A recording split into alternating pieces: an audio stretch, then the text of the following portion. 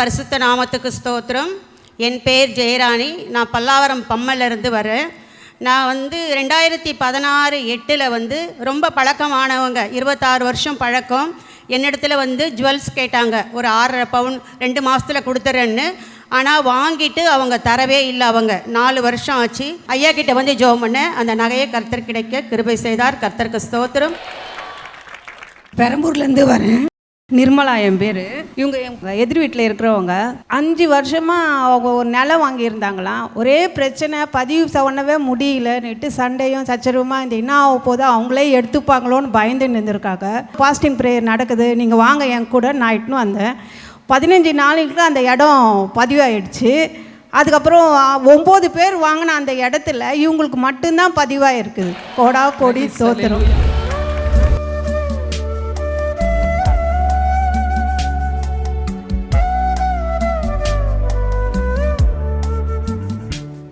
கிறிஸ்துவுக்குள் மிகவும் பிரியமான எனதருமை சகோதர சகோதரிகளே, நம்மை சிருஷ்டித்தவரும் நம்மை உண்டாக்கினவரும் நம்மை ஒருபோதும் மறந்து போகாதவருமாகிய இயேசு கிறிஸ்துவின் இணையற்ற நாமத்தினாலே உங்கள் எல்லாரையும் வாழ்த்தி ஆசீர்வதிக்கிறேன். இந்த நாளிலும் ஆண்டவருடைய பாதப்படியிலே அமர்ந்து, ஆண்டவரே, உம்முடைய பிள்ளைகளுக்கு இன்றைக்கு நீர் சொல்லுகிற மங்கள வார்த்தை என்ன வார்த்தை சொல்லி என் பிள்ளைகளை ஆசீர்வதிக்க பரலோகம் சித்தம் வைத்திருக்கிறது. கண்ணீரோடு தேவ சமூகத்தில் ஜபத்தில் தரித்திருந்த பொழுது கர்த்தர் நம்மை ஆசீர்வதிப்பதற்காக இன்றைக்கு கொடுத்த மங்கள வார்த்தை ஏசாயா தீர்க்கதரிசியின் புஸ்தகம் 43ஆம் அதிகாரம் 4வது வசனம். நீ என் பார்வைக்கு அருமையானபடியினால் கனம் பெற்றாய், நானும் உன்னை சிநேகித்தேன். ஆதலால் உனக்கு பதிலாக மனுஷர்களையும் உன் ஜீவனுக்கு ஈடாக ஜனங்களையும் கொடுப்பேன். கனம் குறிந்தன யோசேப்பினிடத்திலே காணப்பட்ட தைரியம். 2வது கனம் பெற்ற சகோதரனாகிய யாபேஸ். 1 நாளாகமும் 4:9-10 வாசிப்போம். யாபேஸ் தன் சகோதரரை பார்க்கிலும் கனம் பெற்றவனாயிருந்தான். அவன் தாய் நான் துக்கத்தோடே அவனை பெற்றேன் என்று சொல்லி, நான் அவனை துக்கத்தோடே பெற்றெடுத்தேன் என்று சொல்லி அவனுக்கு யாபேஸ் என்று பெயரிட்டாள். யாபேஸ் இஸ்ரவேலின் தேவனை நோக்கி, தேவரீர் என்னை ஆசீர்வதித்து என் எல்லையை பெரிதாக்கி உமது கரம் என்னோடு இருந்து தீங்கு என்னை துக்கப்படுத்தாதபடிக்கு அதற்கு என்னை விலக்கி காத்தருளும் என்று வேண்டிக் கொண்டான். அவன் வேண்டிக் கொண்டதை தேவன் அவனுக்கு அருளினார். இந்த யாபேஸ் தன்னுடைய குடும்பத்திலே பிறக்கும் பொழுது அவங்க குடும்பத்தில் சில கஷ்டங்கள் இருந்தது. அந்த கஷ்டத்தினுடைய எல்லா பழியையும் யாபேஸ் மேலே அவங்க அம்மா போட்டாங்க. அதுக்கு முன்னால் ஏற்கனவே அவனுக்கு சகோதரர்கள் இருக்கிறாங்க. அப்படின்னா அவனுக்கு அண்ணன்மாரெல்லாம் ஏற்கனவே இருக்கிறாங்கன்னு அர்த்தம். ஆனால் இந்த யாபேஸ் பிறந்த நேரமும் அதுவும் குடும்பத்தில் துக்ககரமான சில காரியங்கள் நடந்ததன் நிமித்தம் அவங்க அம்மா யாபேஸை பெற்றெடுக்கும் பொழுது என்ன சொல்லி பெற்றெடுக்கிறாள்? நான் இவனை துக்கத்தோடு பெற்றெடுத்தேன் என்று சொல்லி அவனுக்கு யாபேஸ்ன்னு பெயரிட்டாளாம். யாபேஸ்ன்னா என்ன அர்த்தம் தெரியுமா? துக்கம்னு அர்த்தம். யாராவது ஒருத்தனை பார்த்து துக்கம்னு பேர் வைப்பாங்களா? அதை விட பெரிய கொடுமை என்ன இருக்கு? பார்க்குறவங்க எல்லாம் அவனை துக்கத்தோடு தான் பார்ப்பாங்க, பரிதாபமாக பார்ப்பாங்க, கிண்டலாக பார்ப்பாங்க. இன்னைக்கு ஆண்டவர் உங்களை பார்த்து சொல்கிறாரு, இந்த யாபேஸ் செய்த நல்ல காரியம் என்னென்னா, அவங்க அம்மாட்ட போய் சண்டை போட்டுட்டு எனக்கு போய் இப்படி பேர் வச்சுட்டீங்களே, நான் கெசட்டில் போய் பேரை மாற்ற போகிறேன், அதை பண்ண போகிறேன், இதை பண்ண போகிறேன்னு உலக பிரகாரமாக ஒரு பிரச்சனையும் பண்ணலை, ஒரு ஆர்ப்பாட்டமும் பண்ணலை. மாறாக அவனுக்கு ஒன்று தெரியும், இந்த துக்கத்தை எல்லாம் சந்தோஷமாய் மாற்றுகிற ஆண்டவர் ஒருவர் உண்டு. எனவே அவன் ஸ்பிரிச்சுவலாக ஒரு முயற்சி எடுத்தான். என்னன்னா, எங்கள் அம்மா எல்லா பழியும் என் மேலே போட்டுட்டான், இந்த நேரத்தில் என்னுடைய லைஃபு கெட்டு போச்சுன்னா அவங்க சொன்னதெல்லாம் சரின்னு ஆகிடும், என் ஆண்டவரை எல்லாரும் மறுதளிச்சிருவாங்க அப்படின்னு நினச்சி அவன் இஸ்ரவேலின் தேவனை நோக்கி பார்த்தானா. ஹல்லேலூயா. அவங்க அம்மாட்ட போய் பார்க்கல, அரசாங்கத்தில் போய் பேரை மாற்ற எதையும் பண்ணலை. எல்லாரும் என்னை கூப்பிடும்போது கிண்டலாக கூப்பிட்றாங்க, நக்கலாக கூப்பிட்றாங்கன்னு சொல்லி பெயர் மாற்றத்துக்கெல்லாம் அவன் போகலை. என்ன பேர் இருந்தாலும் சரி, என் ஆண்டவர் என்னை ஆசீர்வதிச்சா ஆண்டவர் என்னை எல்லா காரியத்திலும் கனப்படுத்துவார். ஹல்லேலூயா. நேராக போய் ஆண்டவர்கிட்ட சரண்டர் ஆகிட்டான். இஸ்ரவேலின் தேவனை நோக்கி ரைட் ராயலாக ஒரு சின்ன ஜெபம் பண்ணுறான். அந்த சின்ன ஜெபத்தில் எல்லா விஷயமும் அடங்கி போச்சு. என்ன தெரியுமா ஜெபிக்கிறான்? ஆண்டவரே நீங்கள் என்ன ஆசீர்வதிங்க, நான் கெட்டு போயிட்டா எங்கள் அம்மா சொன்னதெல்லாம் உண்மையாயிடும், எனவே என்னை தயவு செய்து நீங்கள் ப்ளஸ் பண்ணுங்க. அழகாக ஆண்டவரிடத்தில் போய் நிற்கிறான். போயிட்டு பவியமாக நின்று நீங்கள் என்ன ஆசீர்வதிங்க, என் எல்கைகளை விரிவாக்குங்க. முதல்ல சொல்கிறான் என்னை ப்ளஸ் பண்ணுங்க. ஏன்னா அவனுக்கு தெரியும் இஸ்ரவேலை ஆசீர்வதிப்பது ஆண்டவருக்கு ரொம்ப பிரியம். ஹல்லேலூயா. ரெண்டாவது சொல்லுகிறான் என் எல்லைகளை பெரிதாக்கும். நான் ஆசீர்வதிக்கப்பட்டு ஏதோ ஒரு சாதாரண லெவலில் இருந்தால் எல்லாரும் என்னை கனம் பண்ண முடியாது, எல்லாருக்கும் முன்பாக நான் பரிகாசமாக தான் ஏதோ அவன் லைஃப்பை நடத்துகிறான் அப்படி தான் சொல்லுவாங்க. அதுக்கு பதிலாக என்னுடைய எல்லைகளை விரிவாக்கும். அவனுக்கு தெரியும் ஆண்டவர் வலங்கொண்டும் இடங்கொண்டும் பெருக பண்ணுகிறவர். ஹல்லேலூயா. வசனத்தின்படியா ஜெபிக்கிறான். ஆண்டவரே நீ இஸ்ரவேலை ஆசீர்வதிக்க ஆசைப்படுகிற இந்த வசனத்தை சொல்லி ஜெபிக்கிறேன், என்ன ஆசீர்வதிங்க. ரெண்டாவது சொல்லுகிறான் எல்லைகளை பெரிதாக்குகிறவர் நீ வலங்கொண்டும் இடங்கொண்டும் பெருகுவாயின்னு சொல்லி இருக்கிறீங்க, என்னை வலங்கொண்டும் இடங்கொண்டும் பெருக பண்ணம். மூணாவது சொல்லுகிறான் உங்கள் கரம் என் கூட இருக்கணும் ஆண்டவரே. ஏன்னா அவனுக்கு தெரியும் ஆண்டவர் கை வச்சுட்டாருன்னா நம்மளை தூக்கி விட்டுருவார். ஹல்லேலூயா. ஒரு அம்மா சாட்சி சொன்னாங்க, நான் டிவியில் ஐயா ப்ரோக்ராம் பார்த்து தான் நான் ரட்சிக்கப்பட்டேன், இயேசுவாமியை குறித்து நான் அப்படி தான் கேள்விப்பட்டு அப்படி தான் இயேசுவாமி எனக்கு தெரியும். அவங்களுக்கு பார்த்தீங்கன்னா ஒரு பெரிய ப்ராஜெக்ட் ஒன்று ரெடி பண்ணி வச்சுருக்காங்க. அவங்களுக்கு இந்த பெரிய ப்ராஜெக்டை நடத்துறதுக்கு ஒரு பயம், இவ்வளோ பெருசாக நம்ம பண்ண முடியுமா அப்படின்னு சொல்லிட்டு இன்வெஸ்ட் பண்ணியாச்சு, உள்ளே இறங்கியாச்சு. அதுக்கப்புறம் அதை கன்ஸ்ட்ரக்ட் பண்ணுறதுக்கு பெரிய லெவல் பல கோடிகள் வேண்டும். அப்போ அவங்க அதுக்கு பயந்துட்டு யோசித்துட்டு இருக்கிறாங்க. ஒரு அப்பாயின்மெண்ட் வாங்கிட்டு வந்தாங்க. ப்ரோச்சஸ் இவ்வளோ பெருசாக ரெடி பண்ணிவிட்டு என்ன பார்க்க வந்தாங்க. வந்து கொடுத்துட்டு சொன்னாங்க, பிரதர் இந்த ப்ராஜெக்ட் எப்படியாவது நடந்துருச்சுன்னா ரொம்ப நல்லா இருக்கும், ஆனால் ரொம்ப பெரிய ப்ராஜெக்ட் ஆனாலும் எனக்கு ஒரு பக்கம் ஒரு உதறல் இருக்குது, ஆனாலும் தைரியமாக உள்ளே இறங்கி எல்லாம் வாங்கி எல்லாம் அக்ரிமெண்ட் எல்லாம் போட்டேன், இனிமேல் தான் மெயின் கன்ஸ்ட்ரக்ட் பண்ணணும், அதுக்கு ஃபண்டிங் யாருமே கொடுக்க மாட்டேன்றாங்க. இன்றைக்கி வந்து கன்ஸ்ட்ரக்ஷன் ஃபீல்டு ரொம்ப வீக்காக இருக்கிறதுனால யாருமே நம்பி கொடுக்க மாட்டேன்றாங்க, அதனால் என்ன செய்கிறதுன்னு தெரில, வெளியே வர முடியலை, அதை கண்டினியூ பண்ணி போக முடியலைன்னு சொல்லி ஹோலி லேண்ட் போகிறதுக்கு 2 நாளைக்கு முன்னாடி வந்து பார்க்குறாங்க. அந்த ப்ரோச்சரை எடுத்துகிட்டு நான் கை வச்சு ஜெபிக்கும் பொழுது ஆண்டவர் சொன்னார், என்னுடைய நாமம் மகிமைப்படும்படி அந்த இடத்துல வானளாவிய இந்த கட்டடம் எழும்பும். ஹல்லேலூயா சொல்லிட்டு சொன்னார், இதற்கு சரியான ஃபண்டராக நானே அனுப்புகிறேன்னார். என்ன சொன்னார், இதுக்கு யார் கரெக்டாக மினிமம் இன்ட்ரெஸ்ட்டில் ஃபண்ட் பண்ணுவாங்கன்னு எனக்கு தெரியும், நான் ஃபண்டிங் பண்ணுவேன் அப்படின்னு சொல்லிட்டு ஆண்டவர் சொல்லிட்டாரு. நான் பாட்டுக்கு இஸ்ரேல் போயிட்டு வந்ததுக்கப்புறம் திடீர்னு ஃபோன் பண்ணாங்க, ஐயா உங்களை பார்க்கணும். என்னன்னு கேட்டேன், உலக மகா அதிசயம். அவங்க டாட்டா சொன்னாங்க. என்ன சொன்னாங்க, ஒரு ஃபண்டரை நாங்கள் எதிர்பார்த்தோம், ஐயாட்ட போய் ஜோம் பண்ணோம், ஐயா தைரியமாக ப்ராசஸ் பண்ணுங்கன்னு சொன்னாங்க. அவங்க வந்து 1/2 மணி நேரம் தான் ப்ராஜெக்ட் என்னன்னு பார்த்தாங்க. 1/2 மணி நேரத்தில் போனாங்க. ஒரே வாரத்தில் 25% அமௌண்ட் ஃபண்டை ரிலீஸ் பண்ணிட்டாங்க. என் அன்பு சகோதரனை சகோதரி, ஆண்டவர் ஒருவர் தான் என்னை ஹானர் பண்ண முடியும் என்று நம்பினவர்கள். அதிகாரம் இருக்கிறது, அந்தஸ்து இருக்கிறது, பெயர் இருக்கிறது, எல்லாம் இருக்கிறது. இது எல்லாம் இருந்தாலும் இயேசுவாமி இல்லைன்னா என்னால் முன்னேற முடியாது. ஆணித்தரமாய் நம்புகிறவர்கள். இன்றைக்கி அந்த ஆணித்தரமான நம்பிக்கை உங்களிடத்தில் இருக்கணும். லட்சக்கணக்கான ப்ராஜெக்டாக இருந்தாலும் சரி, கோடிக்கணக்கான ப்ராஜெக்டாக இருந்தாலும் சரி, ஆண்டவர் ஒருவரே அதை செய்ய முடியும். அவர் இல்லாமல் இந்த உலகத்தில் உங்களால் எந்த ஒரு காரியத்தையும் சக்ஸஸ் பண்ண முடியாது. அவர் உதவி செய்கிற எபினேசர். யாபேஸ் அப்படி தான் ஆண்டவரை பிடிச்சிக்கிட்டான். அந்த தாய் ஆண்டவரை நம்பி வந்தாங்க. சொன்னாங்க என்னால் நம்பவே முடியலை. 1 வீக் உள்ள வந்து பார்த்தாங்க, 1/2 மணி நேரத்தில் ஓகே சொல்லிட்டு போயிட்டாங்க. அது கிரெடிட் ஆகிறது வரைக்கும் நாங்களே நம்பலை அப்படின்றாங்க. 25% அமௌண்ட் கிரெடிட் ஆகிற அளவுக்கு பாருங்கள், எவ்வளோ நாளில் ஒரு 10 நாள் நாங்கள் போயிட்டு வர்றதுக்குள்ளால காரியங்கள் நடந்து விட்டது. ஹல்லேலூயா. நான் உன்னை சிநேகிக்கிறதுனால உன்னை ஹானர் பண்ண விரும்புகிறேன், உன்னை கனப்படுத்த விரும்புகிறேன் என்று ஆண்டவர் சொல்லுகிறார். இன்றைக்கு வரைக்கும் கனவீனப்பட்ட நின்ற இடத்துல இன்றைக்கு பிறகு நீங்கள் கனப்படுத்தப்படுவீர்கள். அது உங்களுடைய தொழிலாக இருக்கலாம், ஊழியமாக இருக்கலாம், உங்களுடைய கல்லூரியாக இருக்கலாம், பள்ளிக்கூடமாக இருக்கலாம், உங்கள் சொந்த பந்தங்களாக இருக்கலாம். கனப்படுத்துகிற கர்த்தர், கனப்படுத்துகிற அபிஷேகத்தை உங்கள் மேலே வைக்கிறார். ஹல்லேலூயா.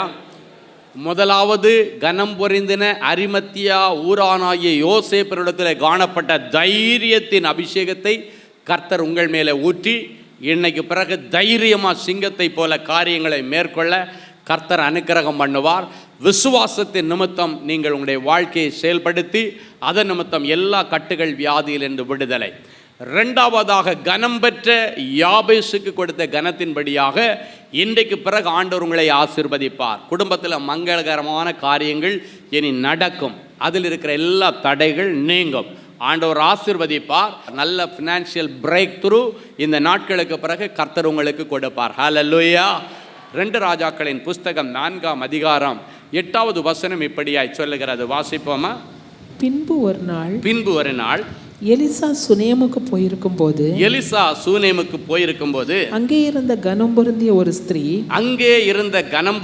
ஒரு ஸ்திரீ அவளை போஜனம் பண்ண வருந்தி கேட்டுக்கொண்டாள். அவரை போஜனம் பண்ணும்படி வருந்தி கேட்டுக்கொண்டாள். அப்படியே அவன் பயணப்பட்டு வருகிற பொழுதெல்லாம் போஜனம் பண்ணும்படி அங்கே வந்து தங்குவான். இந்த சுனேமியாள் ஒரு நாள் தன்னுடைய புருஷனிடத்தில் கேட்குறா, நம்ம ஊருக்கு ஊழியத்துக்கு எப்பவும் அடிக்கடி இந்த சூனேம் என்கிற ஊருக்கு எலிசா தீர்க்கதரிசி ஊழியத்துக்கு வராரு. அவர் வந்தால் நம்ம வீட்டில் தங்குறதுக்கு அவருக்கு மேல் வீட்டில் ஒரு மெத்தை, ஒரு நாற்காலி, ஒரு கட்டில், ஒரு விளக்கு தண்டு எல்லாத்தையும் போட்டு ஊழியக்காரனுக்காகவே மேலே ஒரு ரூம் ஒன்று ரெடி பண்ணுவோம் அப்படின்னு தன்னுடைய புருஷனிடத்தில் கேட்கிறாள். அப்போ புருஷன் சரின்னு சொல்லிட்டாரு. ஊழியக்காரனுக்காகவே பார்த்து மாடியில் ரூம் ஒன்று கட்டுறா.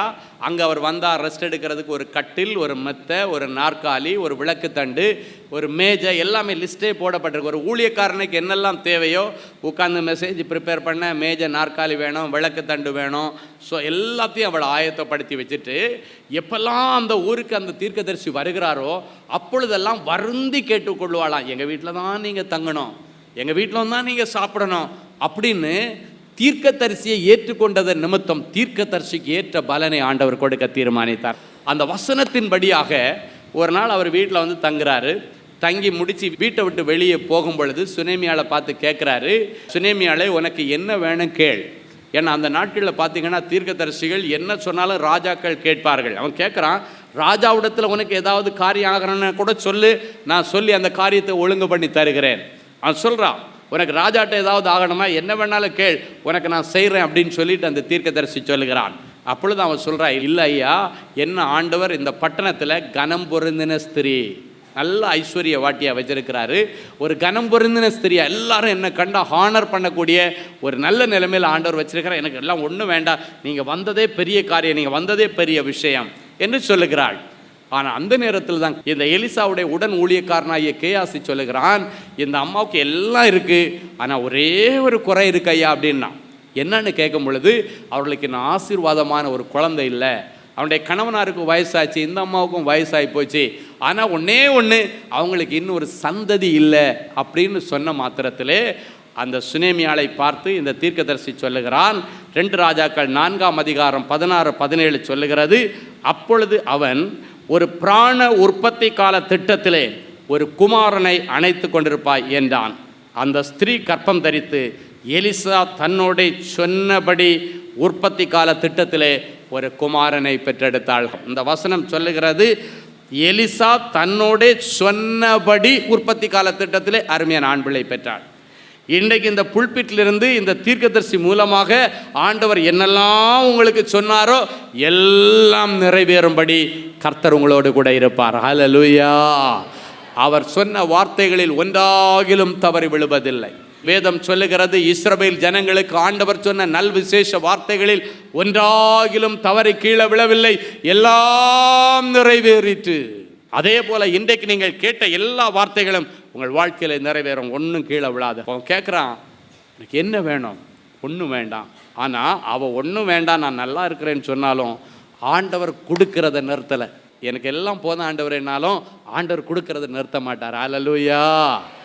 பாருங்க, ஆண்டவர் அந்த நேரத்தில் தீர்க்கதரிசி மூலமாக பிராண உற்பவ கால திட்டம், இன்னைக்கு நிறைய பேர் பிராண உற்பவ கால திட்டத்திற்காக காத்து கொண்டிருக்கிறீர்கள். இன்னைக்கு ஆண்டவர் அந்த நாளை இன்னைக்கு உங்களுக்காக நியமித்து தருகிறார். உங்கள் குடும்பத்தில் யார் யாருக்கு கற்பம் அடைக்கப்பட்டிருக்கிறதோ, உங்கள் பிள்ளைகளாக இருக்கலாம், பேர பிள்ளைகளாக இருக்கலாம், நிறைய தாத்தா பாட்டிமார்கள் இன்னும் என் பேர பிள்ளைக்கு குழந்தை பிறக்கலைன்னு சொல்லிட்டு பூட்டி ஆகணும்னு ஆசைப்பட்டிருக்கலாம். எல்லாத்துக்கும் இன்றைக்கி ஆண்டவர் வந்து வழி வாசலை திறக்க போகிறார். ஹல்லேலூயா. வயசான பாட்டிங்கெல்லாம் வருவாங்க, பாட்டி எதுக்கு உங்களுக்கு ஜெபம் பண்ணோம், என் பேத்தி கல்யாணம் ஆச்சு 3 வருஷம் ஆச்சுப்பா, இன்னும் குழந்தை இல்லைப்பா, என் பேத்தி கன்சீவ் ஆனேன்னு ஜெபம் பண்ணு, என்னுடைய பேத்தி மூலமாக ஒரு சந்ததியை நான் பார்த்துட்டு தான் நான் சாகணும் அப்படின்னு சிலர் சொல்லுவாங்க. எனக்கு ரொம்ப ஆச்சரியமாக இருக்கும். பாருங்கள், அவங்களுக்கு கூட வயசான காலத்தில் பார்த்திங்கன்னா பிள்ளைக்கு இன்னும் கல்யாணம் ஆகலை. எந்த பிள்ளைக்கு? பேத்திக்கு கல்யாணம் ஆகாதது பாட்டிக்கு ரொம்ப கவலை. பேத்தி கல்யாணம் ஆனவுடனே பேத்தி மூலமாக ஒரு குழந்தையை பார்க்குறது ரொம்ப ஆசை. ஆண்டவர் இந்த ஆசைகளை எல்லாம் இன்றைக்கு நிறைவேற்றுவார். புராண உற்பவ காலம் இங்கு வந்திருக்கிற ஒவ்வொருவருக்கும் ஆண்டவர் இன்றைக்கு கொண்டு வருகிறார். ஹல்லேலூயா. பரலோகத்தின் திரவியத்தை ஒரு தாயினுடைய கற்பத்திலே ஊற்றும் பொழுது அவள் புத்திர பாக்கியத்தினால திருப்தி அடைகிறாள். இந்த வசனத்தின்படி புத்திர பாக்கியத்தினால திருப்தி அடைய ஆண்டவர் உங்களுக்கு அனுக்கிரகம் பண்ணுவார். ஹல்லேலூயா. ஆம் அன்பு சகோதரனே, சகோதரியே, நீண்ட நாட்களாக எல்லாராலும் கனவீனப்படுத்தப்பட்டு, அவமானப்படுத்தப்பட்டு, நிந்திக்கப்பட்டு, ஆண்டவரே இந்த அவமானத்திற்கும் நிந்தைக்கும் ஒரு விடிவு காலமே வராதா அப்படின்னு அழுதிங்கல்ல, அந்த அழுகைக்கு பலன்தான் இன்றைக்கு கனப்படுத்தப்படுகிற கிருபையின் நாள். இன்றைக்கு ஆண்டவர் உங்களை கனம் பொருந்தினவர்களாய் மாற்றுகிற இந்த அன்பான நாள். அன்பான எங்கள் நல்ல ஆண்டவரே, உங்களுக்கு நன்றி சொல்கிறேன்ப்பா. இப்பொழுதும் உம்முடைய பார்வைக்கு என் பிள்ளைகள் அருமையாயிருக்கிறபடியினாலே, இவர்களை நீர் நேசிக்கிறபடியினாலே என் பிள்ளைகளை கனம் பண்ணுவேன் என்று சொல்லியிருக்கிறேன். என் பிள்ளைகளை கனம் பண்ண இன்றைக்கு ஆண்டவர் என்னென்ன ஆக்ஷன் எடுக்க முடியுமோ அத்தனையும் எடுத்து இப்பொழுதே என் பிள்ளைகளை கனப்படுத்தும்படி தேவ தூதர்கள் புறப்பட்டு போகிறதற்காய் ஸ்தோத்திரம். எந்தெந்த பிள்ளைகள் எனக்கு வெளிதேசத்திற்கு போவதற்கு ஒரு வாய்ப்பு வேண்டும் ஆண்டவரே என்று கதறிக்கொண்டிருக்கிறார்களோ, இவர்கள் போவதற்கான வழிவாசல்களை ஆண்டவர் இன்றைக்கு திறப்பீராக. இவர்களுடைய விசா ஃபைல ஆண்டவர் இன்றைக்கு சைன் பண்ணுவீராக. இவர்களுக்கு புறப்படுவதற்கான வேலைகளை ஆண்டவர் ஆயத்தம் பண்ணுவீராக. எல்லா தடைகள் நசரேயனாகிய இயேசுவின் நாமத்தினாலே இன்றைக்கு உடைக்கப்படுவதாக. கனவீனப்படுத்தப்பட்ட பிள்ளைகள் கனம் பொருந்தின பாத்திரங்களாய் மாற்ற அவரவர்கள் வேலை செய்கிற இடத்திலே எதிர்பார்க்கிற ப்ரமோஷனை என் பிள்ளைகளுக்கு நீர் தருவீராக. என் பிள்ளைகளுக்கான இன்கிரிமெண்டை நீர் தருவீராக. என் பிள்ளைகள் கனவீனப்படுத்தப்பட்டதற்கு காரணம் ஒருவேளை அவருடைய வறுமையாயிருக்கலாம், அவருடைய பஞ்சமாயிருக்கலாம். இன்றைக்கு ஐஸ்வர்யத்தின் தேவன் என் பிள்ளைகளை கனப்படுத்தும்படி இவர்களை ஐஸ்வர்ய சம்மனர்களாய் மாற்றுவீராக. செல்வ சீமான்களாகவும் செல்வ சீமாட்டிகளாகவும் மாற்றுவீராக. என் பிள்ளைகளுடைய கடன்கள் எல்லாம் அடைக்கப்படும்படிக்கு பரலோகம் பொக்கிஷ சாலையை திறப்பதாக. என் பிள்ளைகளை நீ கடன் வாங்கக்கூடாது, கடன் கொடுக்கிற ஜாதியாக என் பிள்ளைகளை நீர் மாற்றுவீராக. மாற்றுகிற கர்த்தருடைய கரத்திலே ஒப்பு கொடுக்கிறேன். இவன் தரித்திரம் பிடித்தவன் என்று யார் யார் என் பிள்ளைகளை அற்பமாய் பேசினார்களோ அவர்கள் எல்லாரும் இவன் கனம் பொருந்தின ஐஸ்வர்யவான் என்று வாயால சொல்லுகிற நாட்கள் இதோ வருகிறதற்காய் உமக்கு நன்றி செலுத்துகிறோம். இயேசுவின் மூலம் பிதாவே, ஆமேன், ஆமேன். அன்பானவர்களே, குழந்தைகள் தினத்தை முன்னிட்டு சென்னையில் தேவனின் அன்பு ஊழியங்கள் நடத்தும் குழந்தைகள் தின சிறப்பு ஷேம உபவாச கொடுகை வருகிற நவம்பர் மாதம் 14ஆம் தேதி வெள்ளிக்கிழமை காலை 10 மணி முதல் பிற்பகல் 1 மணி வரை தேவனின் அன்பு ஜெப கோபுரத்தில் நடைபெற இருக்கிறது. இக்கூடுகையில் சகோதரர் டி ஸ்டீஃபன் அவர்கள் சிறப்பு தேவ செய்தியை வழங்கி சிறு பிள்ளைகளுக்காகவும் வாலிப பிள்ளைகளுக்காகவும் பிரத்யேகமாக ஜெபிக்க இருக்கிறார்கள். ஆகவே இக்கூடுகைக்கு உங்கள் பிள்ளைகள் யாவரையும் அழைத்து வரும்படி அன்புடன் அழைக்கிறோம். நடைபெறும் இடம் தேவனின் அன்பு ஜெப கோபுரம், Vinayak avenue, Okkiyam Thoraipakkam, OMR road, Chennai 6,97,000. இது ஒக்கியம்பேட்டை பஸ் நிலையம் அருகில் அமைந்துள்ளது. மேலும் விவரங்களுக்கு தொடர்பு கொள்ள 9914150999 மற்றும் 0442454799. அன்பானவர்களே, ஒரு முக்கிய அறிவிப்பு. நமது தேவனின் அன்பு ஊழியங்களின் மும்பை ஜெபகோபுரம் புதிய முகவரிக்கு மாற்றப்பட்டுள்ளது. புதிய முகவரியில் மும்பை ஜெபகோபுரம் வருகிற நவம்பர் மாதம் 15ஆம் தேதி முதல் தினமும் காலை 10 மணியிலிருந்து மாலை 7 மணி வரை செயல்படும். மும்பை ஜெபகோபுரத்தை தேவனின் அன்பு ஊழியங்களின் ஸ்தாபகர் சகோதரர் டி ஸ்டீஃபன் அவர்கள் நவம்பர் மாதம் 15ஆம் தேதி காலை 9 மணிக்கு திறந்து வைப்பார்கள். மும்பை ஜெபகோபுரத்தின் புதிய முகவரி number 211 second floor, city eminence, Madhukunj society, first commercial entrance, Jangalmangal road, near Bhattipada, Bhandup west, Mumbai Maharashtra 400078. மேலும் 24 மணி நேர ஜெப உதவிக்கு 04454547999 மற்றும் 9941950999 என்ற எண்களை தொடர்பு கொள்வோம். எங்கள் இணையதளம் www.godsloveministries.co.in மூலமாகவும் தேவனின் அன்பு ஊழியங்களின் விவரங்களை நீங்கள் அறிந்து கொள்ளலாம். ஆண்டவர் தாமே உங்களை ஆசீர்வதிப்பாராக. அன்பு தேவனுடைய பிள்ளைகளே, இந்நிகழ்ச்சியின் மூலம் நீங்கள் பெற்றுக்கொண்ட ஆசீர்வாதங்களையும் உங்கள் ஜெப விண்ணப்பங்களையும் அனுப்ப வேண்டிய முகவரி தேவனின் அன்பு ஊழியங்கள், Vinayak avenue, OMR road, Okkiyam, Thoraipakkam, Chennai 600097. மேலும் 24 மணி நேர ஜெப உதவிக்கு 04424547999 மற்றும் 9941150999 என்ற எண்களுக்கு தொடர்பு கொள்ளுங்கள்.